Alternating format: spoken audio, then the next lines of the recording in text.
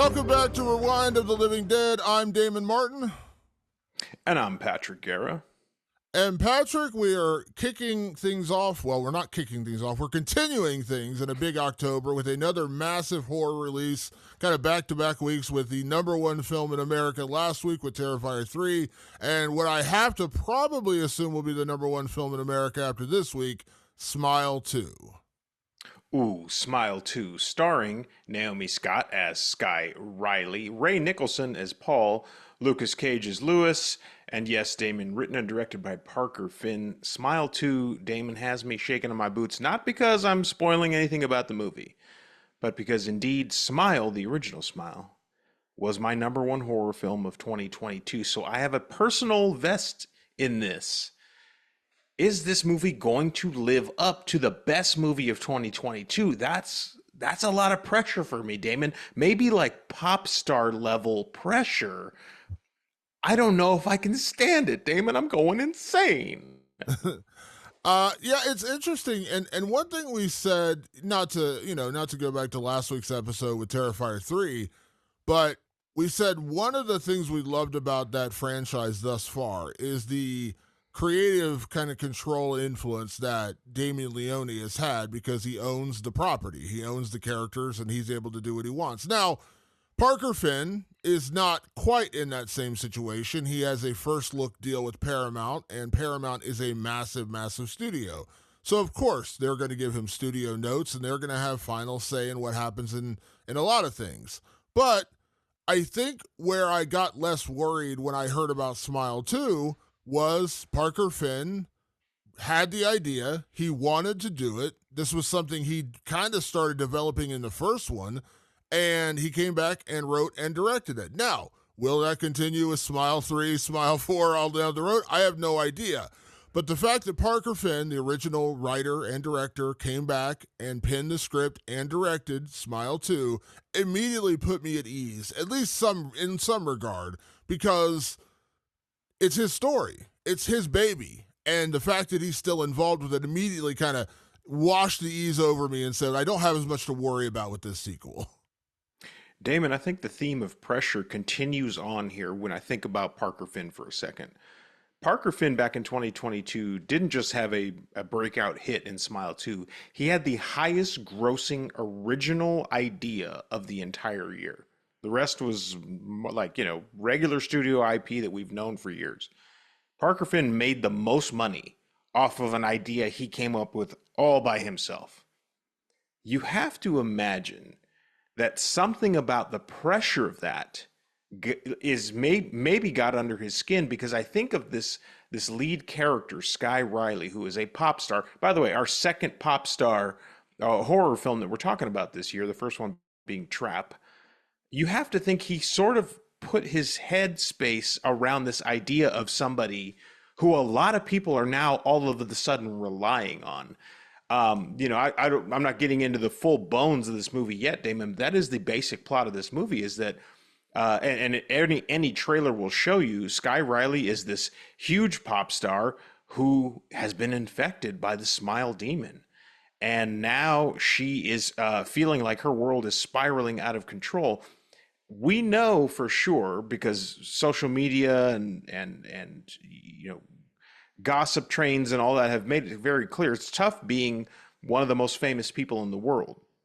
Maybe, just maybe, Parker Finn was like, I just made Paramount the most possible money they could make for an original movie, and they're definitely like, hey, we're doing a sequel. That wasn't a question. We're doing it. Are you in or are you not? And you have to imagine that he kind of put some of his pressure into that. I think it comes out on screen big time without giving anything away, Damon. Skye Riley is going through an immense amount of pressure in this movie, and that kind of makes her the perfect target for a Smile Demon, doesn't it? It does. And here's what I'll say about this plot, just to kind of give you, not to get too deep into it, but as you mentioned, Skye Riley, this massive pop star, and as we meet her at the beginning of this film, she's on a comeback because she went through a horrific car accident 1 year earlier, and this is her, she's kind of re-emerging into the spotlight again for a new world tour that she's starting. And after the terrible accident cost the life of her boyfriend, and she was on drugs and addicted to alcohol. And now she's kind of, trying to create Skye Riley 2.0 when she gets effectively infected with this smile demon that begins haunting her. And here's what's interesting about this. And by the way, when I say it's kind of a spoiler, but it's not a spoiler. And also, let me be clear and say, knowing this, I promise you, does not ruin this movie. The bones of these two movies are the same in terms of the smile demon. If you saw Smile, the original Smile, you know that there's this entity that attaches itself to a person, and as days go into, as hours goes into days, and by the seventh day, the person infected with this smile demon starts seeing these people grinning at them, and they're haunted by these images and these awful things, and it just kind of spirals out of control. And by that seventh day, you are so spent on fear and anxiety and paranoia, your life ends one way or the other. Either you more or less, it's a suicide, for lack of a better word, is the way it ends. But it's really this demon kind of forcing it upon you to kill yourself, and then whoever witnesses that death, it passes itself to them. So this is like, I know when this film originally was coming out, people were like, this sounds eerily similar to It Follows. You're not wrong in terms of like it passing itself from one person to the next. That was a sexually transmitted demon. This is a grief or a how do you want to say, like a trauma, a trauma demon where you witness someone dying and then it passes itself to the person who witnessed the death. When I say that that's not a spoiler, it's not, because the premise of Smile is the premise of Smile too. It's just attaching itself to a different person. That being said, going from a doctor and what was Sosie Bacon's character? Yeah, she was a mental health professional. Psychiatrist. Attaching itself to that in a psychologist who is the picture of sanity, right? The picture of stability, really. And now you're going into a pop star coming back and trying to reemerge into a new world tour off of a horrible accident where she's openly admitted to being addicted to drugs and alcohol. It's the same premise, but it's a totally different story, because unlike the character in the first one, who is the picture of mental stability, so when she starts kind of falling apart, everyone around her is like, what is going on? Like, you are a psychiatrist. Like, what are you doing here? A pop star, in and of itself, is already going to have a lot of eyeballs on them, a lot of spotlight on them, and people around them, handlers, everyone who wants a kind of a hand in the pie. But then you're dealing with a girl who's coming back from, addiction. That type of person, like it or not, is not the most trustworthy person. They're not the person, a picture of stability. So you're already working from a place of distrust with the people around them. So while the story is the same, while the premise is the same, the reaction and the outcomes are totally different. So it's a really brilliant exploration and a continuation of this story from Parker Finn. And it's a way to kind of up the ante, because when you're this huge pop star, you have nowhere to hide.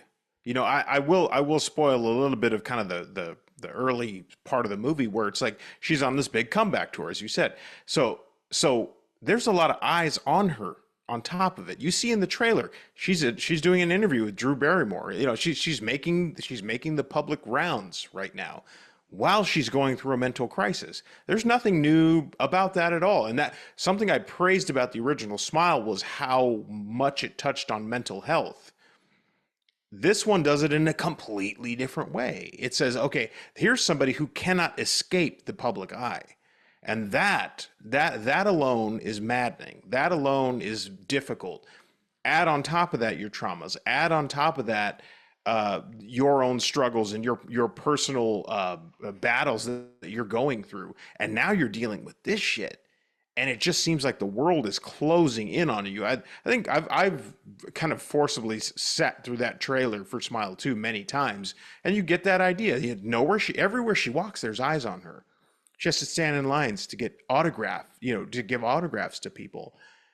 all while trying to keep her mind straight, trying to like convince herself like there's no way that I'm really seeing what I'm seeing. Is it? Could it be? Or is it just me? And that's the insidious nature of this smile demon. And I'm gonna keep kind of coming back to the original Smile because a lot of the things that I loved about it are in this movie that you don't necessarily that won't necessarily spoil the plot. What I loved about the original Smile was how it always sought to trick you. It always looked for a reason for you to think you're safe and then show you're not. And watching this movie, well, I'm tongue tied, Damon, and I know you are too, because there's a lot I'm sure you and I want to talk about. But a lot of times in this movie, in Smile 2, you get tricked a lot. You are constantly being misdirected, constantly. And I thought to myself, I'm going to ask Damon this question, and this is good for pre-spoilers. Parker Finn, he got high accolades from me for his directing abilities and his writing abilities on the original Smile, and he was on full display here too. In the middle of this movie, I thought to myself, tonally, Smile 2 is really showing off the chops of a guy who could direct. Hold your horses here, Damon. A Nightmare on Elm Street film. This guy knows how to do this. Now, I know you are protecting the gates so that Mike Flanagan can direct a Nightmare on Elm Street film. I know, Damon. I know you really want Mike Flanagan to direct a Nightmare on Elm Street film. Let's just say he directs the reboot, okay? Fair enough. And now he's executive producer of the Nightmare on Elm Street series, the new one that is going to roll out and kick everybody's ass and vindicate Damon as the Nightmare guy, and all the Nightmare Freddy heads are going to go, see, we're the best fucking franchise on the planet. Tell me Parker Finn isn't fucking tailor made for that series. So the way that this film unravels, and while again, I really did enjoy the original Smile, but this one to me feels like it has a much different, bigger scope and scale than the It's original huge scale. because you are dealing with the story of a pop star living in the public spotlight. Now I have a real strange relationship with fame in the sense of while I know a lot of people say, well, you're famous, you're rich, you don't get to be normal. You know, some people have that attitude, like you've Yeah. gotten a posh life. I don't have that attitude. I have the attitude of like, yes, they are famous and yes, they've chosen to live in the public spotlight, but that also doesn't mean you need to have cameras in their face while they're walking their kids to school or while they're out Right. getting coffee. I saw this video on TikTok a while back. I think it was Emma Roberts was outside like a bookstore, and these guys were just like literally in her face, just like snapping photos. And like she, at one point, she's like, "Did you get enough?" Because she hasn't done anything. She's literally walking to her car, and they're like 3 feet from her. And in my head, I'm like, I would like I'm not telling people not how to do their job, but like I was in that situation, like I would literally walk over and punch the paparazzi. Like that is just such an invasion of privacy. Like yes, they are Yeah. public figures, but they're people. And so the scope and scale of this movie takes it, ratchets it up, and it also makes it, in my opinion, a little scarier because there's always people around. You know what I mean? And that makes the subversion so much scarier because you said, what are you seeing? What are you not seeing? What's there and what's not? Going back to your point about Nightmare on Elm Street, that's a huge part of what the Nightmare on Elm Street franchise is. Are you in a dream state? Are you not in a dream state? And when you are in a dream state, what are you seeing? We see a lot of some of the best moments of the original Nightmare on Elm Street are the moments of is Nancy dreaming or is she not? Yeah. Is Nancy awake or is she dreaming? And those when she slips in and out, just like when she goes out and says, we need a hall pass. Screw your hall pass. And you realize she's actually been asleep the entire time. That's a huge part of the Nightmare on Elm Street franchise. It gets hokey later in the films. It gets a little ridiculous, as we've discussed if you go back and listen to our franchise review. But to your point, I think you're absolutely right because Parker Finn gets that subversion and that mystery of is it reality, is it fantasy, or is it dream, or is it reality? And you're right. I think he would really understand how to adapt that into a Nightmare on Elm Street. In a way, you could argue, and this is coming from the Nightmare fanatic, you could argue that Smile 2 or Smile and Smile 2 are cousins of A Nightmare on Elm Street, because they both have that same kind of imagery, that same kind of story of, what are you seeing? Is it real or not? They're not in a dream state. They're being haunted by this demon that makes them see things. But you could just say, hey, they're asleep and this is a nightmare. So yeah, you're absolutely right. And I don't argue with you whatsoever. If they wanted to give Parker Finn the ability to do this and he actually had a story to go along with it, I'd be okay with it. I feel like I've won you over just a little bit because I've been trying to pry you away from Mike Flanagan directing the. I mean, he's gonna. I think. I think they'd be silly not to give Mike Flanagan a shot at that because he's a fantastic storyteller. But I was like, there are other guys out here too. There are other people out here too. Parker Finn, I just think, is really at the top of the list in terms of ability, craft. There's a lot of craft going on in this movie, Damon. I wonder to myself too if like, because have you seen the short that this is all based off of? Yeah, I watched it. I watched it. I want to say I watched it right after I saw Smile originally. Yeah, it's a really good short film. It's very well crafted, but it's nothing like this at all. It just showed off like really good directing and storytelling is what it did. And I have to wonder if like, of course at the time Paramount was just looking for things to throw on Paramount Plus, but they accidentally stumbled on a really good director, the kind of guy you can hand studio work to because he's slick. He actually gets how to use the camera, use misdirection, use angles, use lighting, use perspective to play with horror. I mean I could just see it translating to a lot of great things. Like I don't want to like, oversell Parker Finn here, but it's like he could be doing what Christopher Nolan's doing. He's that good at what he's doing with the camera. He really is. He happens to play in this field very well. He plays in the horror field incredibly well, but I feel like this is only the beginning of his career. And Damon, I don't know where else to go because I want to tell people. I'm going to tell people right now. I enjoyed Smile 2. I liked it very much. I don't know if I necessarily liked it as much as the original, and that's spoiler territory. But there is a lot to like about this film, and it's a great big screen experience. Let me say this to what you just said there. I really enjoyed the original Smile. It wasn't on my top. It wasn't my number one film, but I really did enjoy the first film. I loved it. I mean, I thought it was great, creative, original, new, something I hadn't really seen. And yes, I know the premise was again somewhat similar to It Follows. I think Parker Finn even acknowledged that at one point because it's impossible not to when you talk about like an entity passing itself to one person to another. That's yeah, they're similar. But it was a very creative and unique take on that genre.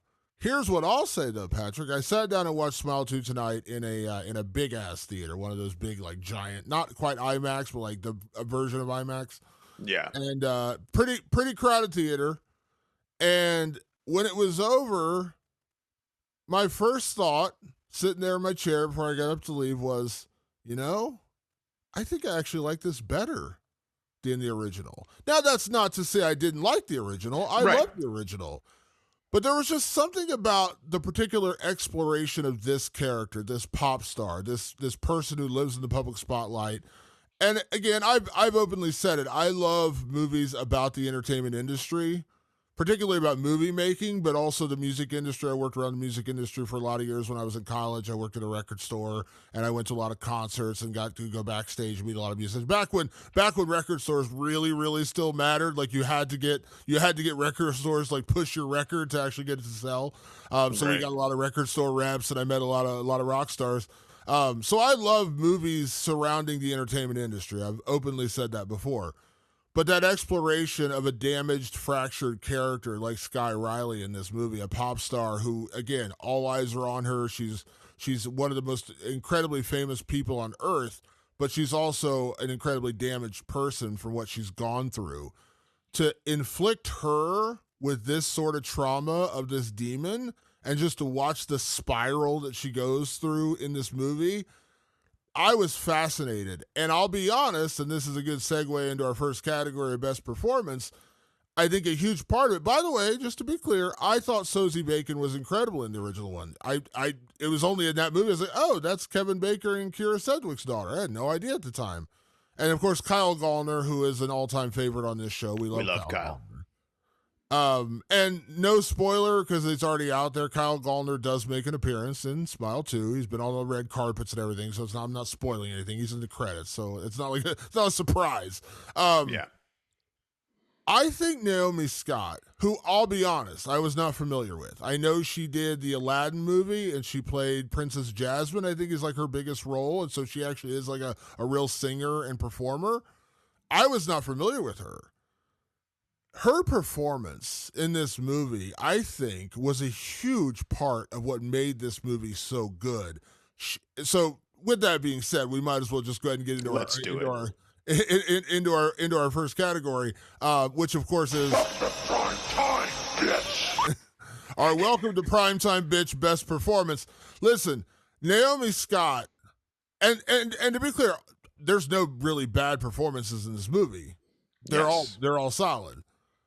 But Naomi Scott's performance, I'm not gonna say I'll say it's on the same, like on par. It's not better because I think it's gonna be by the end of the year, you're gonna know my best performance is probably gonna end up being Willa Fitzgerald in Strange Darling. I sang the praises of that movie and did a whole video about how I think she should get nominated for an Oscar. That's how good she was in that movie. But if you want to give me my 1A or 1B or 2A, to whatever you want to say, Naomi Scott might be that because her performance in this film is so manic and so outstanding.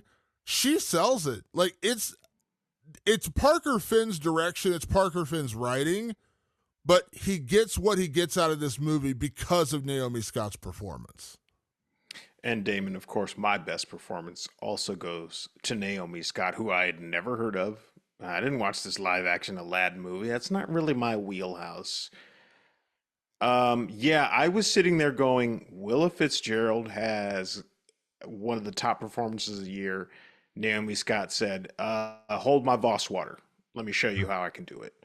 She's right up there with her. I don't know, I don't want to be a prisoner of the moment because I did just get out of it and see it, but I was like, wow, this is one of those up top performances. It's a really undeniable performance. I think even the haters, and they're out there, there's plenty of people that don't like Smile. They're not going to be able to deny Naomi Scott did an incredible job carrying the whole movie on her shoulders because that's what this movie's about. This movie's about carrying everybody on your shoulders. She really gives that performance A+. She goes wild. She gets crazy. She's very physical. I'm assuming it's her singing the songs, which, by the way, the songs are pretty good. She did it all, Damon, and I never heard of her. For me, this is another Willa Fitzgerald moment where I was like, who is this? And holy shit, she's incredible.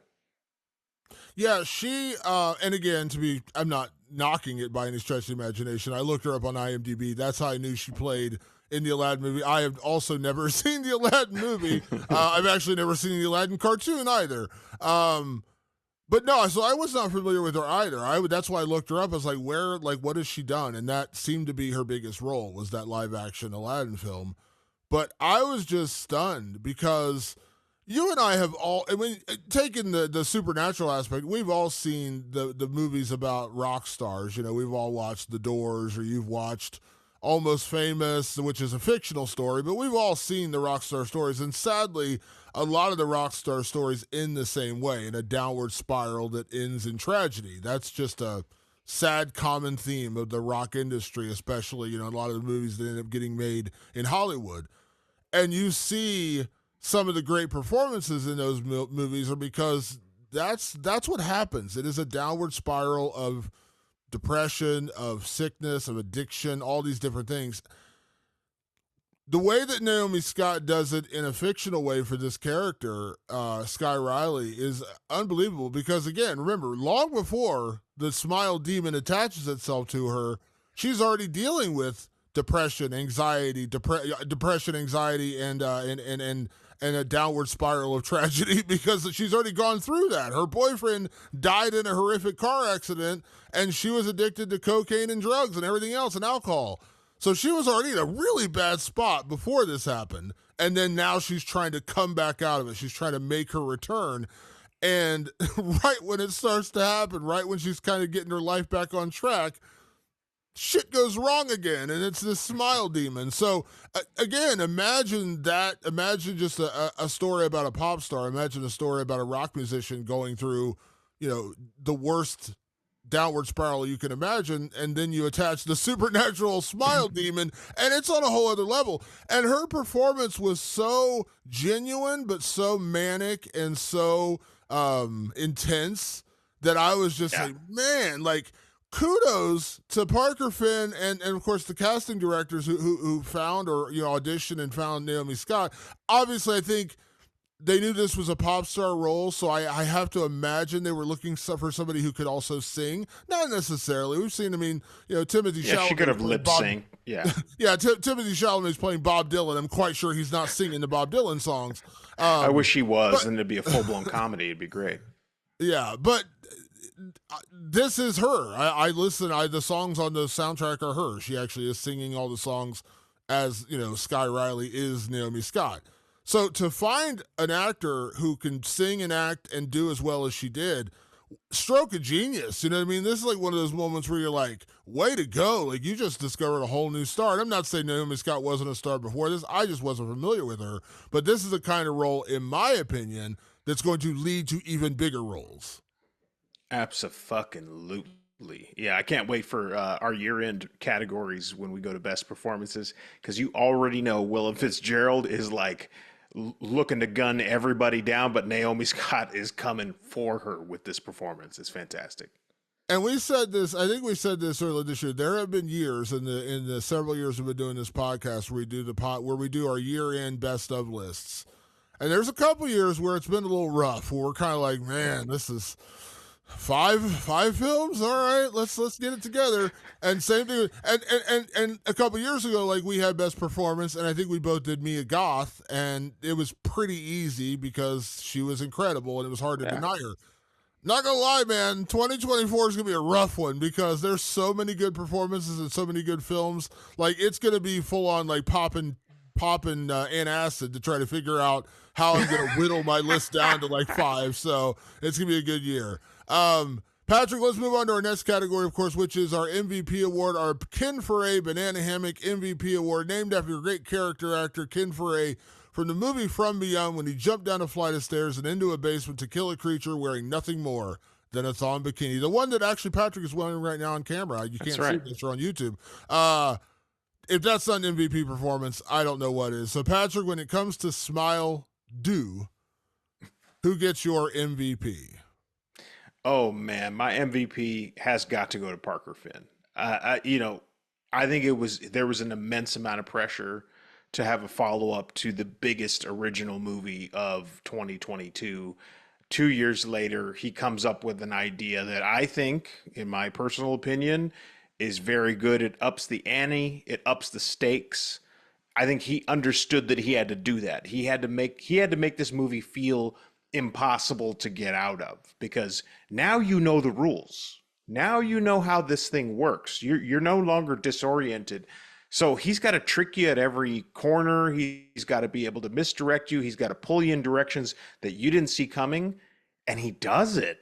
Now, for me, some people are going to go, you know what? It didn't work for me. Some people have, I think, a brain where they're constantly just trying to figure everything out. Like, I think that's in my opinion, it's bad movie watching when you're doing that. When you're just trying to like understand how everything's working, you're not actually watching the movie. You've turned part of your brain off, and now you are doing something else with your time. And I bet the movie doesn't hit the same for you. I'm trying to let the ride happen to me as best I can. Parker Finn surprised me multiple times during this movie, and the big surprise at the end, I didn't see coming. Maybe you did. Maybe you're over there going, I definitely saw it coming. I totally knew what was going on. Okay, cool. I didn't, but what it did for me was go, this guy, Parker Finn, he purposely laid all this out to say, I'm going to put this here, I'm going to put that there, and I'm going to trick Patrick at the end. And he did it. That's fucking hard to do. It's really fucking hard to do. Try to do it. Try writing that and see how it goes. Try achieving it, with a big production and big crew and in the editing bay with 17 hours of footage, and let me know how it goes. It's hard to fucking do that shit, and Parker Finn did it. We live in a world and we work in a business, Patrick, that is almost built upon sequels, right? Like that's the staple of the horror industry. And one thing we can say throughout history of sequels is there are far more bad ones than there are good ones. Mm-hmm. It's not easy to make a sequel and do it right. Our favorite franchises, yours being Friday the 13th, my being Nightmare on Elm Street. There are some really bad sequels in those franchises. We've done the reviews to prove it. Even me, like I said, I'm a Fred head. There are some really bad Freddy Krueger movies. For Parker Finn to make Smile, and remember, he made Smile, I believe it was a $17 million budget, so it wasn't like a nothing budget. It was a studio movie, but he made it as a streaming movie. He thought this was going to go on Paramount Plus, and they were going to try to drive a few subscriptions around Halloween or whatever, or whenever it was going to come out. And they're going to do a couple commercials. That was going to be where it was going to live. And this was really going to be the bridge to his next job. This was like a proving point for him. Like, we like the idea, we like the script, let's put it out there, see how it does, and then we'll move on to the next thing. He signed that first look deal with Paramount, and okay, let's go. But then it turned into a $217 million film, the number one original film of 2022. That raises the expectations to an almost abnormal level. So to follow it up with a sequel, which again, as I said, the premise is the same. He doesn't remake the demon or anything. This is a similar concept, just in a different person. To do it and do it as well as he did it in Smile 2 is a really remarkable achievement, because I guarantee you there's other people who could have done it and it wouldn't have been nearly as good. There's other people who would have done it and would have changed things just trying to be different. There are, as I said, not to repeat myself, but there are a lot of bad horror sequels. I'm here to tell you Smile 2, in my opinion, is not only not bad, as I said, I think I actually enjoyed it more, and that's not saying anything bad about the original. I'm just saying I think the story and the character in this movie I liked a little bit better. So, yeah, a remarkable achievement, Parker Finn, and kudos to you. For me, I'm doubling up here on my MVP, and I'm giving my MVP also to Naomi Scott, and here's why. Oh, I said her performance was brilliant. It was. It's, again, Willa Fitzgerald, Naomi Scott. You're going to be duking it out at the end of the year. It's going to be hard. I want to watch that fight. Else. It's going to be real hard for anyone else to get near you. But I say that now. We still got some good. We haven't got to Nosferatu in December. I know. It hasn't even gotten here yet. God damn it. But here's why I give her my MVP. Because this is a multifaceted role. As I mentioned, like, she sings in this movie. Now, again, I know she's not live singing, but all the tracks are her. I don't know. I saw a little bit of the credits where, like, I think she had a hand in the music as well, like in terms of the writing. I don't know how much of it, but I think she had some hand in it. But also the other thing that's in this movie is the choreography, because she's a pop star. So there's a lot of like dance sequences, a lot of that you're practicing and things like this in this movie. It takes an incredibly talented person to pull this off. Now, I will say, I saw a roundtable about a week or two ago. I think it was on TikTok, of one of those like Hollywood Reporter roundtable things, or maybe it was Variety. And Denzel Washington was at a table talking to a bunch of like real heavy hitter A-listers. And he was talking about jobs he had before he became famous. And he was just like, he's like, this acting shit, this is fun. He's like, I get so angry when I hear actors get all bent out of shape about how hard this is. He's like, more or less, he's like, fuck you. This is fun. Like, we're playing pretend for a living. Don't make it out to be more than what it is. I love that quote, because he's right. Like, remember, you're in a privileged position, right? Like, you get to play pretend for a living. I understand. For real good money.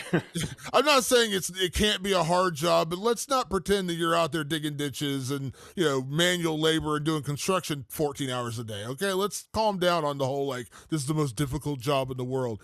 But to that point, actors act. They don't necessarily have to sing. They don't necessarily have to do dance routines. Can some pull it off? Sure, but it's not easy. There's a lot of these movies where they get body doubles to step in and do the choreography, do the dancing. And of course, as I mentioned earlier, most of them are not singing, they're lip syncing. And I'm not saying that's wrong, by the way. I'm saying like that's part of the gig. Like you're an actor, you're not meant to have to sing and dance. That's not part of what you're there for. There's some reason some people just never go to Broadway. They're not there to sing and dance. But for Naomi Scott to do it all and pull it off in a horror movie where we've had this discussion before, Patrick, where some actors just avoid horror because it's hard to pull off the timing to act scared. They just don't have it in them. She does it all, man. This is like a jack of all trades performance, and it's a tour de force. And so that's why I give her my MVP, because she is acting, she's singing, she's dancing, and it's all good. Like, there's no part of this movie where I'm like, man, like, a little rough, a little rough. Like, I've seen some actors. There's a lot of actors who try to have musical careers. I'm not going to name names. In my head, I'm like, maybe stick to acting. Just like put the guitar down. Naomi Scott, man, you got my money. I'm not saying the music they play in this movie is totally my jam, but you pull it off. Yeah. Damon, she can do it all. Like, that's kind of wild. She's going to be a serious threat in the business from here on out. I mean, I hope other people are taking notice, because she can literally do it all. Like, what's stopping her? Nothing. Yeah, and that's why I say also kudos to Parker Finn and the casting directors for finding her, because man, like, again, there's another actor out there who would do the acting part and then lip sync and let someone else dance with them. And guess what? They knew what they needed. Okay.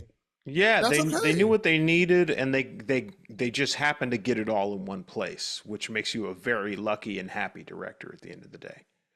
And we've also seen some pop stars try to act, and that doesn't always work out too well either. Oh, we're not going down that road, Damon. That's another horror story that we're not going to talk about. What's the Britney Spears movie? What was that called? Do you remember that one where she tried to act for one? I movie? think I totally put that out of my head. I don't even remember a Britney Spears movie. You don't remember there was a Britney Spears movie where she acted once, and I think there's and to be honest, I was not into Britney Spears. I know everybody loves Britney, and I have nothing against her.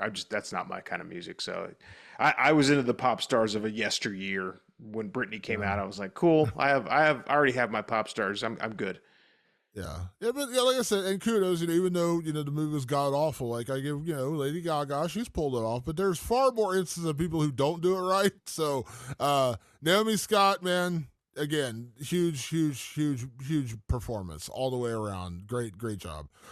With that being said, Patrick, I think it's now time to get into spoilers. And if you haven't seen Smile 2, go check it out. If you can't tell by my reaction, by Patrick's reaction, we both really enjoyed this movie. I went as far as saying that I think I like it better than the original, even though I loved the original. Much like I say that, like, Nightmare on Elm Street 3 is my favorite Nightmare film, even though I adore Nightmare on Elm Street, the original one. So Smile 2, it's in theaters now. And I will say, by the way, I know we always say this, people are like, dude, shut up, stop talking about it. Go see it in the theater. This is a theater movie, man. This is a theater movie. The sound and the visuals of this movie, you're going to be like, if you don't see this in the theater, you're going to regret it. I'm serious when I say that, because it got you a couple times, right? Like, there were a couple moments that definitely got me in this movie where I was like, I got shivers right there. Okay, yeah. And I think a lot of that is built around the theater experience. So Smile 2, in theaters right now. Go check it out. As of now, we are officially in spoiler territory. So if you haven't seen Smile 2, be forewarned, we are in full spoiler territory now. So we are now in full spoiler territory, and as it has been the entire month of October, we are very excited to welcome another favorite of our creators to help us talk about Smile 2. You know her as Room for Scream on TikTok. Her actual name is Gigi. Welcome to the show, Gigi. Thank you for joining us and talking a little Smile 2 with us today. Yes. Oh my gosh. Thank you for having me. I'm so excited to be here and talk about Smile 2. It's like fresh on all of our minds. And I have a lot to say about it. Yeah, well, I'm glad. I think we all have a lot to say about this one. Yeah, and I'm glad like we got Gigi for this specifically because and all the creators we've had on are great, and you know them all. They're all friends of yours. Yeah. But what I love about Gigi is so many times over the years, like you've said the thing no one else is saying. Like everyone seems to love it, and you're like, I thought this sucked, and then all of a sudden, like, Damian Leone is like liking it, and you're like, whoops, sorry. But like, I just appreciate like your ability to just say what you feel, like, and I think that's why we picked all the creators that we picked for this month, is because like, if we're gonna tell people like, hey, these are people you really need to pay attention to, it's because you guys are really honest with your opinions. Thank you. I appreciate that because a lot of the times in our comments they're like paid ad, you're paid to Yeah. say this, and I'm like, no, I will let you guys know if a movie sucked. I feel like most of the time not most of the time, but half the time it's like, yeah, no, this movie was probably not worth renting, and I'll tell you that. But just got to be honest. Absolutely. Well, let's get into Smile 2 and just kind of give everyone a breakdown because we are now in spoilers again, as I mentioned beforehand. If you haven't seen this movie, be forewarned. But to give you a quick breakdown of the plot of this movie, we are dealing with literally a continuation of the first movie, which I absolutely love, by the way. This didn't just stand out as a new movie. We actually are reunited with, I believe his name's Joel, played by the great Kyle Gallner, 6 days after his encounter in the original Smile. And he's basically on a charge to try to give the Smile demon or entity to a drug dealer. As a cop, he knows where they live, so he goes to this drug den trying to basically pass on. He knows he's not going to make it. And there's actually a really cool scene in the opening where you see the burning body over to the side, which was obviously Sosie Bacon's character from the first one. And he goes in this house and he's trying to basically hand over the Smile demon entity to this drug dealer, but he accidentally shoots the guy and he ends up dying. And as he's there, there's actually another guy in the background, and that's the guy played by Lucas Cage. And and his name is Lewis, and he just happens to be there with the other drug dealer. So the entity gets passed along to him, who then accidentally, through no fault of his own, ends up passing it on to this pop star named Skye Riley. Skye is coming back after a year away after a horrible car accident and also being addicted to drugs and alcohol. She's making her comeback tour, but she's still struggling with the pain of her accident. So she goes to Lewis for some pain medication, and little does she know, he's going to off himself in front of her and pass along the Smile Demon. And then from there, it is an all-out downward spiral into insanity as Skye attempts to keep her career on track while also dealing with this Smile Demon. So, Gigi, let me ask you, I don't want to backtrack too much here, but can I assume you were a fan of the original Smile were you excited about Smile 2? So I just liked the original Smile. Like when I went back on my Letterboxd, I gave it a 3 out of 5. So, a little bit above average. I liked the idea of it. The only thing that kind of stuck with me is it felt very much like It Follows, and I didn't really care for It Follows that much. However, when I went back to go rewatch Smile after watching Smile 2, I liked it more. So I feel like I'm going to change my rating to like a 3.5. So at least that's what the second movie did. Was I excited for the second movie? Not really. I'm not gonna lie. I was like, I don't know what else they're gonna do with this. But then a ton of early reviews came in and everyone's like, this is the best movie of the year. Like, you can't miss this. It goes bananas, bonkers. Like, you won't even believe where it goes. So I was like, then that made me really excited to see the movie. Patrick, I And know Damon, and yeah. we were Smile fans, and obviously Patrick, I mean, that was your favorite film of 2022. Yeah, it was. And I'm actually right there with Gigi. When I saw the initial trailer for Smile 2, I was like, I'm not excited about this at all. Something about it just did not stick out to me. I was like, how is this? The first movie is so kind of dour and dark and Yes. hopeless. It's really about mental health. And that's why I loved it. I was like, oh my God, like not only do I love this movie, but thematically, it's about mental health and all that stuff. And so I really just enjoyed that. I was like, how is this pop star thing going to like it just felt like, oh, we've got a ton more money, so let's just make it bigger. That's what it felt like. And so I wasn't excited going into this. And Damon, you know this about me. Gigi, you might not. I don't listen to nothing. I don't listen to any Mhm. outside noise. And like, I watch a trailer under protest. I'm just like, okay, I'll see your trailer, and that's all I want to see. I'll see the first one, got it. I know what this is. I'm moving on. And I don't think about it until the day I sit and watch it. Mhm. And then when I watched it for the first time, I'm just kind of giving away my feelings. I was pleasantly surprised at how the big world actually felt suffocating, because this is a story of this pop star who is in the limelight and being suffocated by the expectations that people put on her.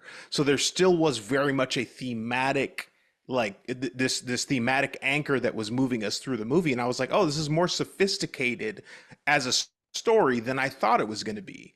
It's not perfect, and I want to get into why I don't think it's perfect, but I was like, about halfway through the movie, about halfway through the movie, I thought to myself, this is a good movie, but is this a good smile movie? I don't know, but I don't want to go further yet. I really want to get yours and Gigi's thoughts on kind of how you felt about how this movie ended up unfolding.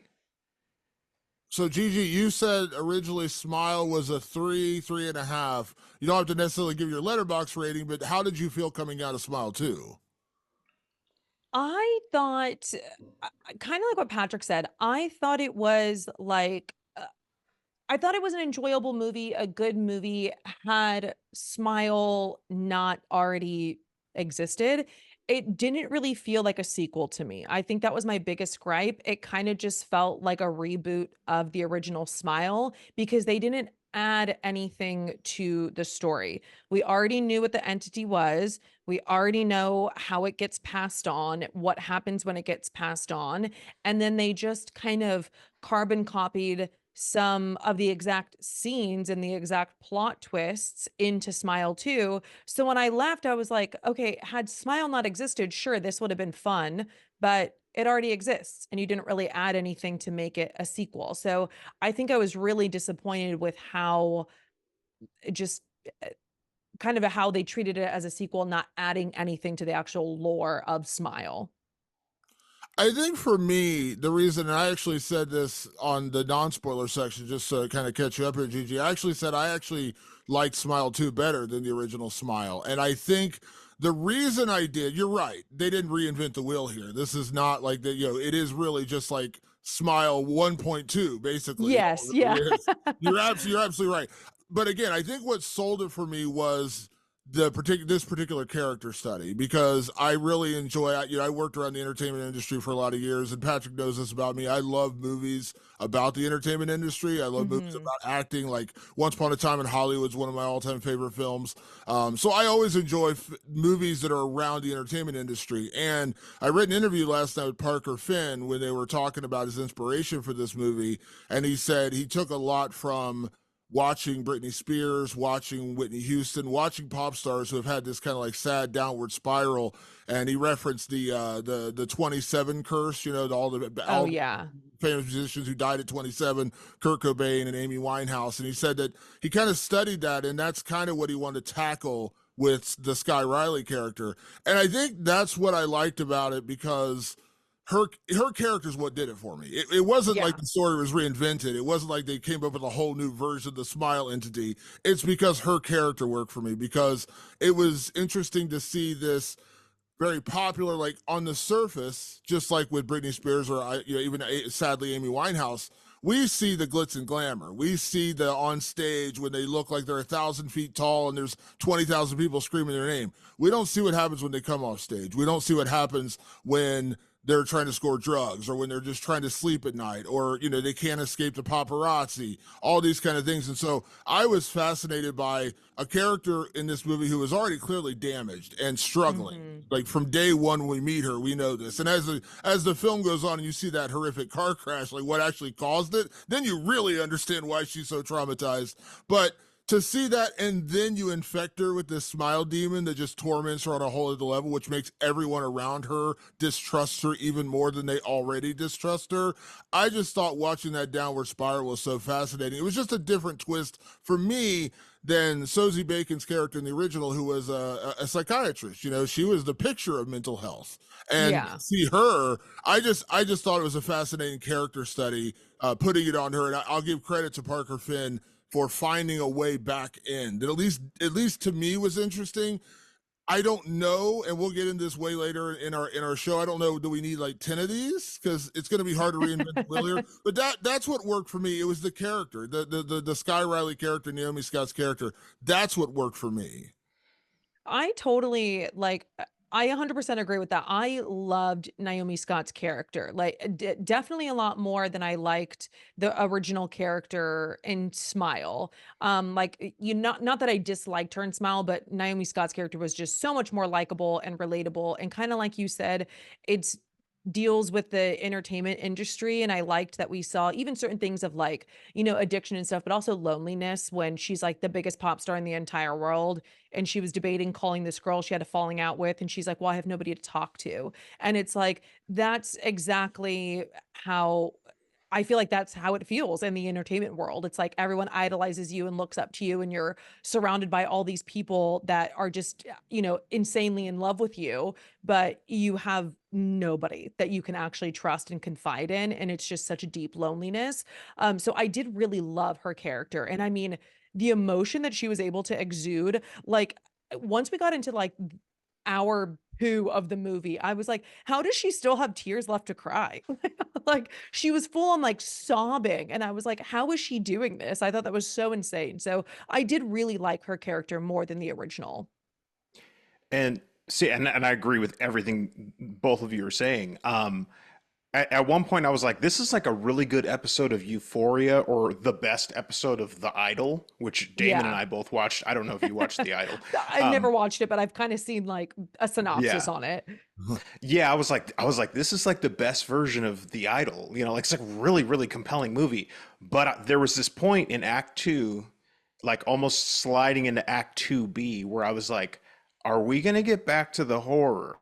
Like, Yeah. I get how hard her life is. I'm understanding it, but it was sort of like three or four like major scenes that just sort of repeated the same idea. Like, I got it Yes. the first time. I understood it the second time. I didn't really need it the third time. And I was like, this movie's kind of losing me. That's actually how I was feeling. I was like, I don't think I'm getting down with this movie. Now, the big wrinkle is that she bumps into this guy, and you see this in the trailer. She bumps into this guy who is basically like, you were in oh God, what was the guy's name? The drug dealer. Uh, Lewis? Lewis. Yeah, you were in Lewis's apartment, weren't you? And she's like, "Who the fuck is this texting me?" Like all this shit. Like it's this little drama. Finally, she meets up with this guy. When she meets up with him, he has the lore. He has it all figured out. He's like, "This is what had happened. It happened to my brother all this time ago. I know what you're seeing. I know what you're up to. This is real. You're not hallucinating. This is actually happening, and I have a way to fix it." And she wisely is like, "How do you fix it?" And he's like, we kill you." And she's like, "Okay, fuck you." And she runs, which totally makes sense. And that's when the movie it kicked back into gear for me with the introduction of this guy who had this knowledge. And then all of a sudden it was really ramping up, and it was subverting my expectations and thrilling and frightening and all of these things. Like the movie came roaring back, but it was losing me. Even though it was good, it was so weird. I was like, I like this movie. It's just not a smile movie. What's going on? Like, when is it going to become a smile movie? And then it became a smile movie again. It's funny. I talked with all of our movie guy, Chuck. He and I were Mhm. Oh, messaging yeah. privately. Um, and we were really talking about it. The sequel really feels to me like Paramount said, okay, we had an incredibly successful movie in Smile, but we need to keep the long-term audience. So how do you do that? Let's bring in a storyline that will bring in younger people. It really Yeah. felt like a Gen Z movie. And and while that's fine, it just sort of like, maybe Gen Z prefers a little more drama, a little less horror. Like I'm not speaking for Gen Z. I'm just going like, okay, yeah, like there's a reason Euphoria is super popular. There's a reason The Idol was super popular, and it just I think that portion of the movie was gonna lose people no matter what. And then, like, was the payoff really gonna bring them back? It brought me back, but it's not necessarily gonna bring everyone back.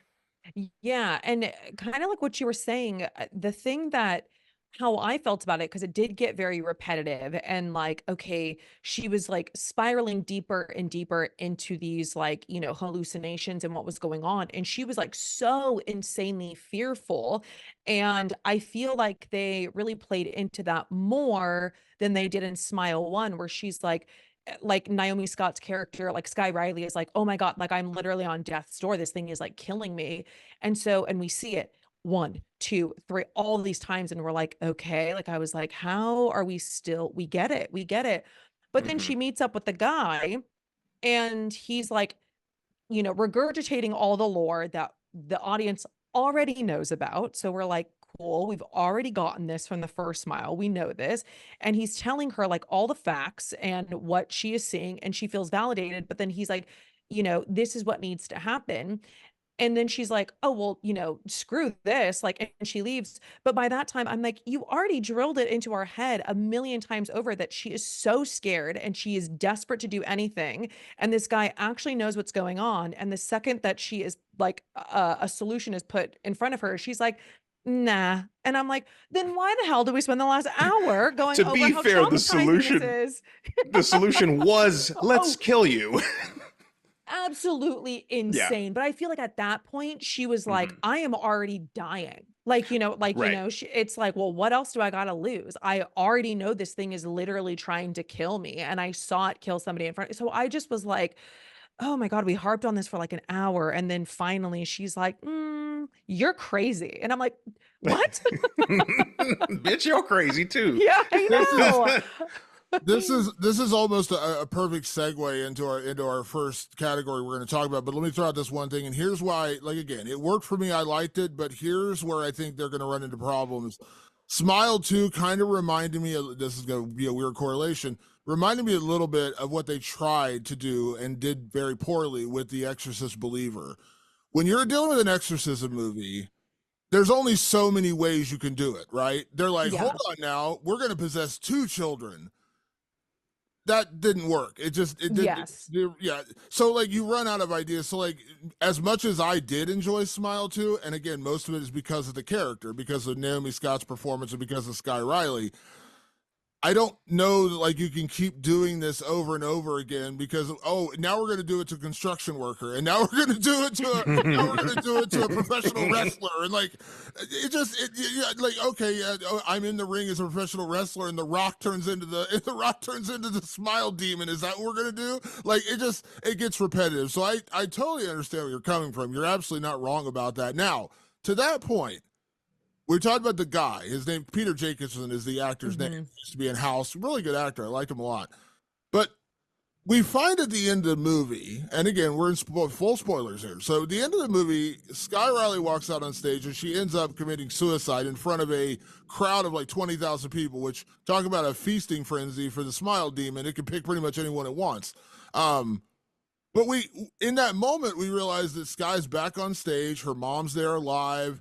So my question was, and I asked Patrick this last night, I was like, at what point did her delusions just completely take over? Because like she has this whole thing where she goes to the Pizza Hut freezer and she's fighting with the demon and the guy's there helping her. And Patrick, I don't want to take Gemma was a complete delusion, apparently. Yes. yeah. Yes. So like to your point, I'm curious at what, and here's where I would say like what the point you're making about the guy, like she's already convinced she's gonna die. This guy's saying we're gonna kill you to get this demon away from you.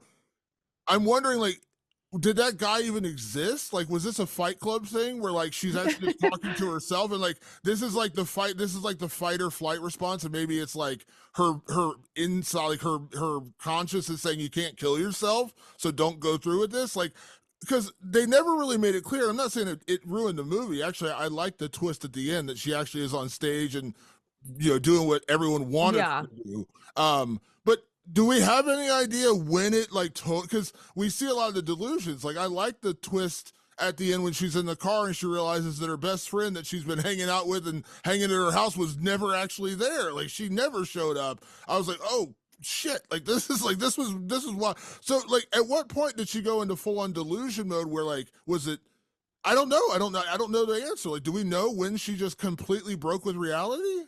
I don't know. That was actually like my literal letterboxed review. Oh, my count. What's my attention? My literal letterboxed review was, so was the guy real? Like because I feel like in the first smile, we already knew that she was like, losing her mind and going in and out of these like delusions. But as the audience, we clearly knew when it was real and when it was not. And like when the whole thing at the end, like when like when she's in the house and she sees her mom, and then she goes back to Kyle Gallner's character and he's like smiling at her, and then she snaps back into the house, where you're like, "Oh, okay, I clearly know when this transitioned into being real and not real." And then Smile 2, I was like, what was it 2 hours ago? Was this real? Was this all not happening? Like, so I on my letterbox comment or my letterbox review, people left comments saying the first time he was definitely real. Like at the bar, he was real, but then every time after that, he wasn't real. But I'm like, how did you how did how did you come up with that?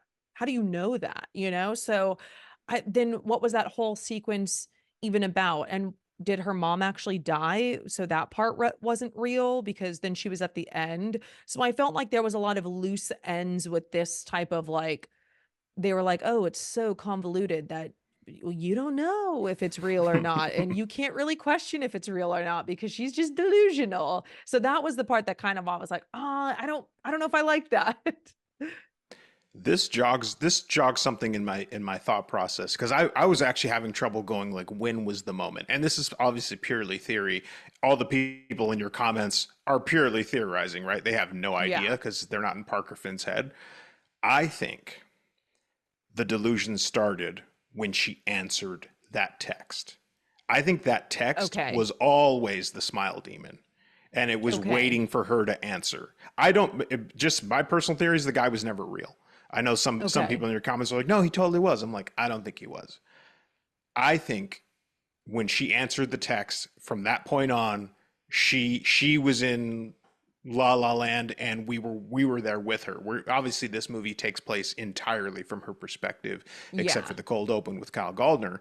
But I think that's when it happened. Now that you're saying all that, I'm going, when could have been the moment where she stepped over the line? Answering that text was because she kept avoiding it. She kept avoiding Yeah. it. That person kept texting her. She's like, I'm not going to do it. I'm not going to do it.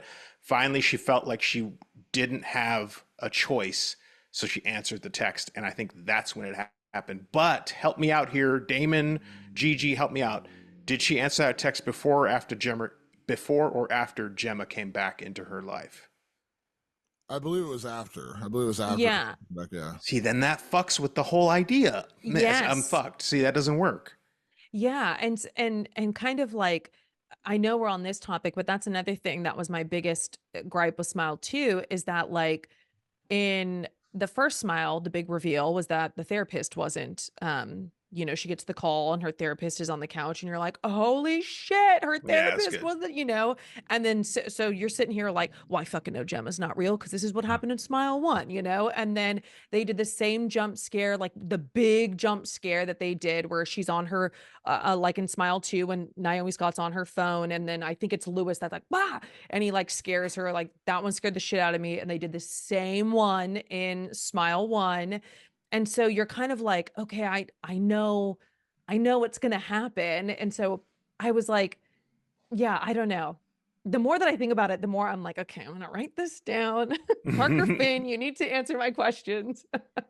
So I'm gonna throw this out there, kind of a two-part thing. One, my theory, I don't know, I don't like I think what you're saying, Patrick, makes total sense with the text message. I lean a little more towards the commenters on Gigi's letterbox only because my thought was when she gets readmitted to the rehab facility with her mother there, I think Mhm. that's in my opinion when she completely broke from reality. Like I think that's when she's like when Valid. she's in her head, I need help. But that's her version of that. Now, where she actually was, we know her mother doesn't die because obviously we see her at the end of the concert. So I think that's where the break happened. Now, what in that moment changed, I don't know, but I do think the guy existed up to that point, and then because we actually see it when she's in the car and she realizes that Jim is not there and she's actually driving.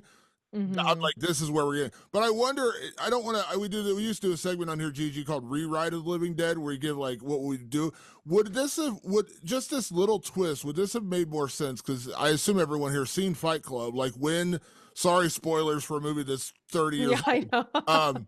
when Edward Norton realizes that he's Tyler Durden, and you see just those little flashes where he goes back, you see him handing the beer and there's no one there. You Yeah. see him talking to himself in the parking lot and punching himself, all those kind of things. Like, I'm wondering if like maybe they just did like a little like 30-second clip of seeing Skye like talking to herself, or like, there was never anyone there, like we did in the car. Like, could we have just like given us a point of reference when this all completely broke for her? Because they give it to us a couple of different times, like with the car thing with Gemma. Why not just give us the moment? Like maybe she's sitting at that table and the guy's not there.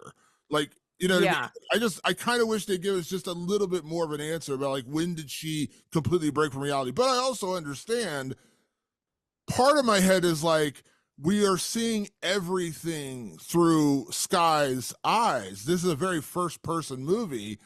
So maybe that's the point. Like, we never know because she never knew. Yeah. But I kind of do like that idea, because even though I do feel like some audiences would be like, "Oh, you're just spoon feeding it to us," and "Oh, we hate that." But then it's also like, well, I do feel like it's kind of valid in this because you don't know, and maybe that was the whole, purpose was for us to not know and speculate. But I personally just find that more frustrating because it feels like there are more loose ends, or like kind of plot holes where you're like, oh, well, then you could kind of just do whatever you want and it not really have to make sense. Because, like I said in the first one, it does make sense when she's breaking from reality and when she's not. And we know where she actually was when she thinks that she's, going back to Kyle Gallner's house, and then she sees him. We flash back right into the house. And so I wish they would have done that with Skye, where we were like, well, where the hell was she? Was she in the rehab center? Was she just sitting in bed at her house this whole time? Or like, where was she? Because, like, as the audience, we don't know really when it happened, when she snapped. And so it kind of just made everything like, well, I don't know. Maybe her mom did die. I don't know. Maybe that guy was real. You know what my suggestion would be here? My rewrite of the Living Dead for this would be is that to make, she has this the running theme is she's rehearsing for the big show. They should Mhm. have made the rehearsal for the big show. Every single one of the rehearsals should have happened on that stage. There could have been a first rehearsal where they're like in their regular street clothes and they're just doing the moves because they have that scene, but it's like takes place somewhere else. And then they have like the big kind of dress rehearsal later on. It's like if we kept coming back to that place all the time, if it was like a thematic motif where we always keep coming back there, then if she snapped too and she's in the pod and she's raising up out of the Yeah. floor, we're like, oh, that motif has happened multiple times in this movie and she's snapping too in that exact spot. That makes sense. So that way you don't have to spoon feed them by showing a flashback, and you don't have to confuse people by going, well, when did this happen? Like make a motif that happens multiple times in the movie. That maybe that would help clear it up. I do like the idea of like not telling the audience because Yeah. we are very much in Riley's world. So it's Yeah. like if I'm in her perspective, I kind of don't want to know when it happened either. But Hmm. I could understand why audiences would be like, I need a little more clarity than that. It did feel like, well, when did it happen? And here we are Yeah. talking about when did it happen?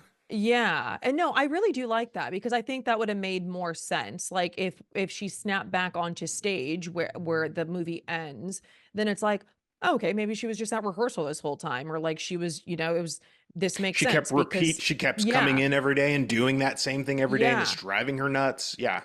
Yeah, so I think that that small little change would have made such a difference where you didn't really have to question like, okay, well, was this all real? You're like, oh, well, she was just, now it's the night before the concert, the night of the concert, and that's when it snapped. So I do like that. It's a good one. You're welcome, Parker Finn. I know, I'm right? available for the next The one. director's cut.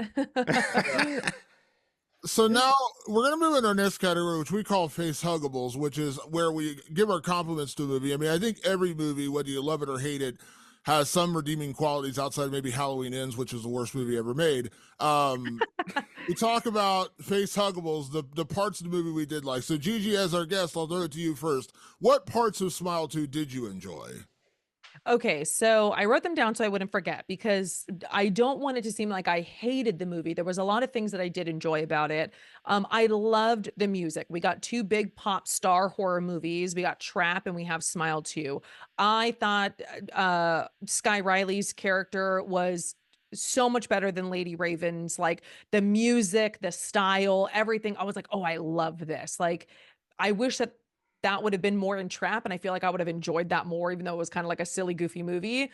I just Skye Riley's character was so good. So I loved her character and also just Naomi Scott's performance. So Skye Riley as its own fictional character, but then Naomi Scott playing her, amazing.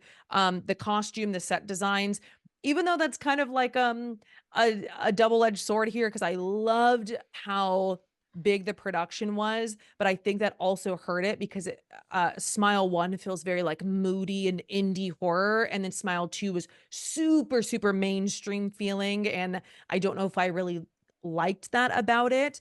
But it was really pretty to look at.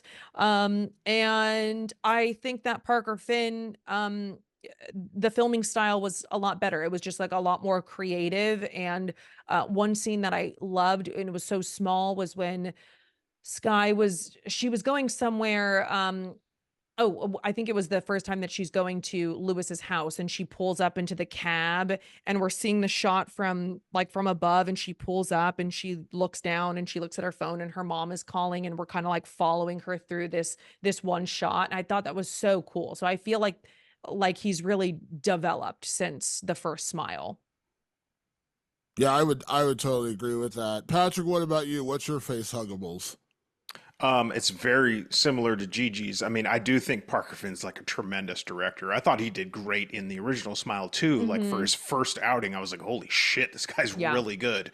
And then here, and I said this with Damon in the non-spoiler section, like he showed he can be a big studio director. Like he really understands how to make the camera moves dynamic and help tell the story.